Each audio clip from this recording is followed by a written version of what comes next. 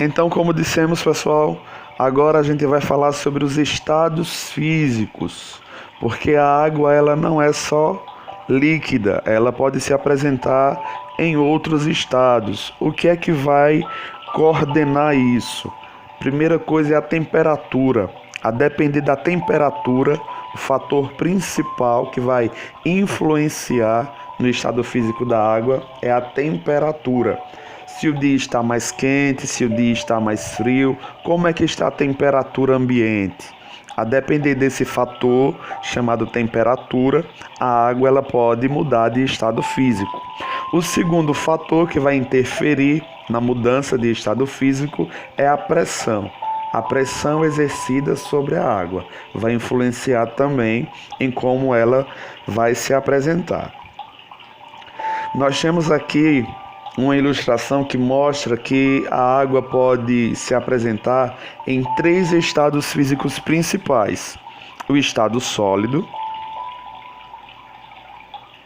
o estado líquido, que é o que a gente mais conhece, e o estado gasoso, que não é muito perceptível, mas a água também existe no estado de gás. Nessa imagem aqui dá para a gente ilustrar melhor. Quando é que a água está no estado sólido? Quando ela está petrificada, congelada, como se fosse gelo. Aquela água que a gente coloca lá no congelador da nossa geladeira, quando a temperatura atinge menos 0 grau, a água passa do estado líquido para o estado sólido, certo? Quando essa temperatura diminui, ela derrete. Quando essa temperatura aumenta aí um pouco, vamos dizer que você chegue a 30 graus, então ela vai derreter. Então ela vai para o estado líquido que a gente conhece, ó. Seus 30 graus, 35, 36 graus, vai para o estado líquido. Se essa temperatura aumenta mais ainda, vamos dizer que a temperatura chega a 50 graus Celsius, essa água líquida que está aqui, ela vai evaporar. A gente vai ver isso mais adiante no ciclo da água. Então, quando essa água evapora, a gente tem a água no estado gasoso. Um exemplo dessa água no estado gasoso também é quando a gente coloca a água para ferver. A gente coloca a água no fogão para ferver. E quando a água atinge o seu ponto de ebulição, que é 100 graus Celsius, quando a água atinge esse ponto de ebulição, a água começa a ferver e você percebe que vai sair uma fumaça, um vapor. Esse vapor é chamado de vapor de água. Tanto é que se você quiser fazer a prova, você colocar a mão sobre essa fumaça, você vai perceber que quando essa fumaça, esse vapor entrar em contato com a sua mão, a água vai voltar para o estado líquido. Ela vai se condensar novamente. Mas vamos adiantar aqui. Aqui eu coloquei um slide que mostra o que é que faz essa água ficar no estado sólido, no líquido ou no gasoso. Vai depender do ponto de atração das partículas. Lembra que eu falei que a água, a fórmula química dela era H2O, 2 moléculas de hidrogênio ligadas a uma molécula de oxigênio? Então, a depender, aqui nós temos, olha só, ó, isso aqui é uma molécula de água, certo? Isso aqui é uma molécula de água. Quando essas moléculas estão fortemente ligadas uma na outra, uma à outra, olha só. Isso aqui é um pentagrama. Veja, partícula maior de oxigênio, partícula menor de oxigênio. Quando elas estão fortemente atraídas, ligadas umas às outras, fortemente juntinhas, a gente tem o estado sólido, que é o gelo. Quando elas estão próximas, mas não tão ligadas, olha aqui, tá vendo? Elas estão próximas uma da outra, mas não estão todas ligadas. Então a gente tem a água no estado líquido. Quando as partículas de água estão afastadas uma da outra, nós temos a água no estado de vapor, tá certo? Então, sólido, líquido e gasoso vai depender de como essas moléculas de água elas se apresentam, mais juntas ou mais separadas. Como eu disse, a água pode apresentar os seus estados físicos da água, e ela pode mudar. A cada momento que ela vai mudando de estado, ela vai recebendo um nome. Vamos começar pelo estado sólido. Quando a água muda do estado sólido para o estado líquido, esse processo é chamado de fusão. Então, quando você for perguntado o que é fusão, fusão é a mudança da água do estado sólido para o estado líquido. Quando a água sai do estado líquido para o estado gasoso, esse processo recebe o nome de vaporização.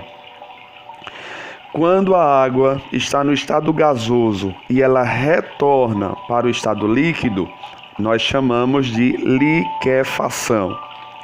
Quando ela está no estado líquido e ela volta para o seu estado sólido, a gente chama de solidificação. Quem vai controlar tudo isso aqui, pessoal, é a temperatura. Se a temperatura aumentar, a água vai tender a ir para o estado gasoso. Se a temperatura diminuir, a tendência é que a água vá para o estado sólido, tá certo? Mas existe um fenômeno especial aqui. A água ela pode passar diretamente do estado sólido para o estado gasoso e também pode passar diretamente do estado gasoso para o estado sólido, sem passar por essas fases de fusão e vaporização, sem passar pela liquefação e pela solidificação. Ela pode ir direto. Ela está no estado sólido, vai direto para o gasoso. Está no gasoso, vai direto para o sólido. Esse fenômeno, a gente chama esse fenômeno de sublimação. É quando a água passa diretamente do estado sólido para o gasoso e vice-versa. Um exemplo disso é aquela bolinha de naftalina que existe nos supermercados. A naftalina você coloca para desodorizar os ambientes, não é isso? Você vai olhar, ela está lá em estado sólido e do nada ela some, vai para o estado de vapor. Então ali o fenômeno que está acontecendo é o que? É uma sublimação. Está saindo do estado sólido e indo direto para o estado gasoso. Ou então, quando você pega uma frigideira, coloca a frigideira no fogo, ela está muito aquecida e você pega uma gotinha de água e deixa essa gotinha de água respingar na frigideira.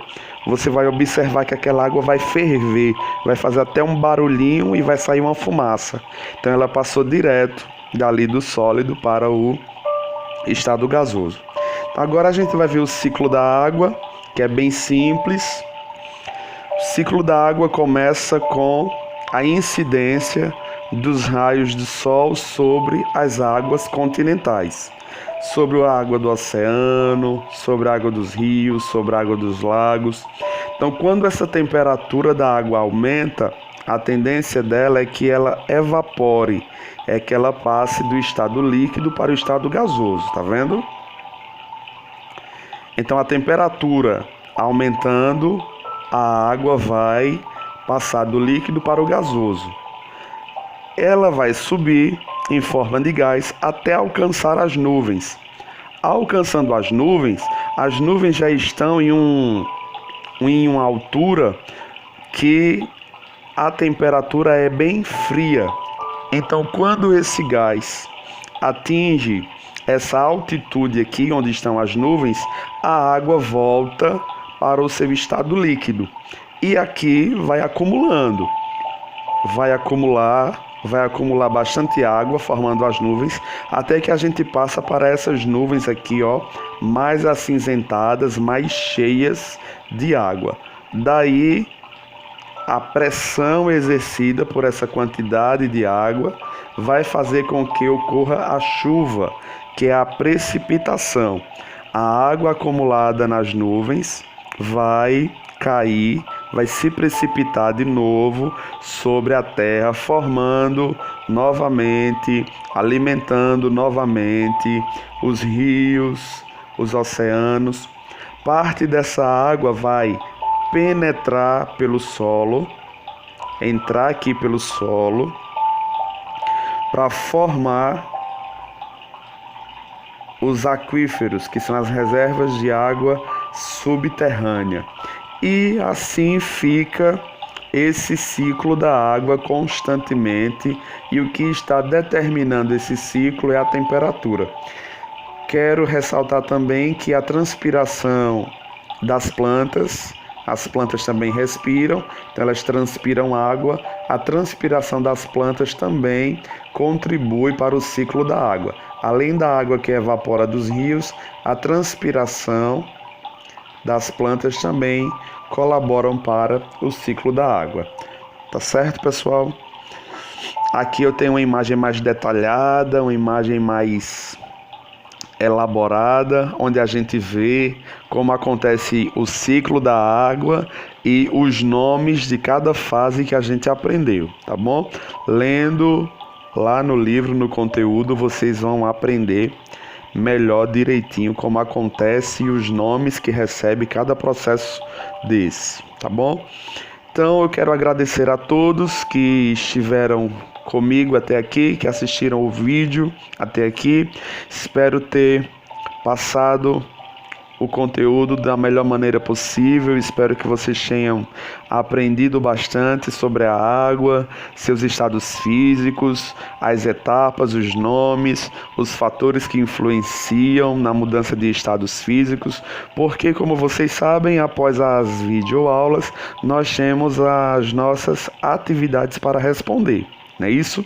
Então, após o vídeo, vocês receberão no grupo do WhatsApp da turma de vocês receberão a atividade para responder e aplicar o conhecimento aprendido.